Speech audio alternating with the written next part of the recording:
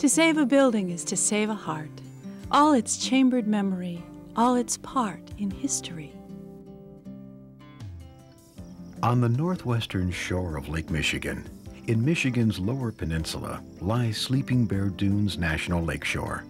68 miles of shoreline enhanced with massive sand dunes, clear lakes, dense beech maple forests, and crystalline streams.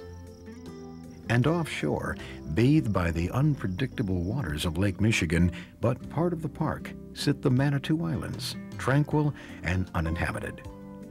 And there is more. Somewhat hidden at the northern coastal edge of the park is a historic farm community, dotted with picturesque farmhouses, barns, sheds, and cemeteries. This is the Port Oneida Rural Historic District, recently placed on the National Register of Historic Places, officially recognizing it as a national treasure and a premier site for preservation.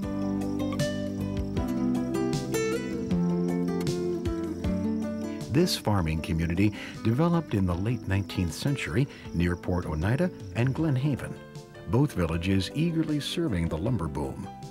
The villagers were drawn to this area because of the bustling shipping traffic in the Manitou Passage. At picturesque Glen Haven, several buildings are being renovated and adapted for reuse.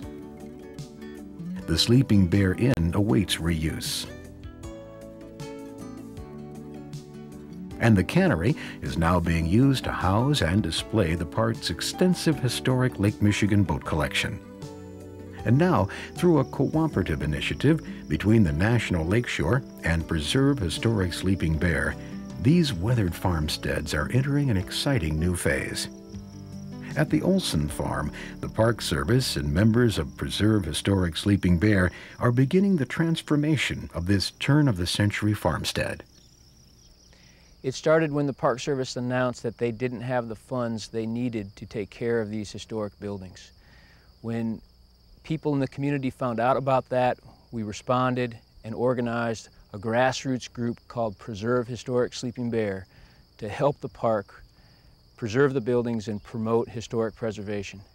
We formed a partnership with the National Park Service and we're really looking forward to it. We're going to educate the public on what the actual the nature of the buildings are and the vulnerability of them, and we're also going to pull together some partners to try and fill these buildings back up and make them active again.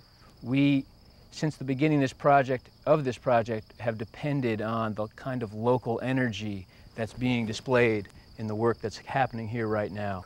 That's about community participation, business support, and government leadership. And it is a great example of how people can work together and accomplish remarkable goals. The Port Oneida Rural Historic District is only a part of an extremely diverse historic inventory within the national park. Just a few miles offshore in Lake Michigan, both South and North Manitou Islands reveal the remains of 19th century communities, lighthouses, life-saving stations, farms, and even old summer cottage clusters. Some have been restored, while some await repair and eventual restoration.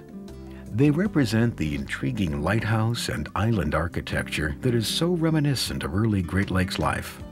Also within the park are several early 20th century structures of great historic interest. The Buckaloo Lodge, a family cabin from the turn of the century, and the Kentucky Inn, a 1920s lodge catering to Michigan's emerging tourist trade.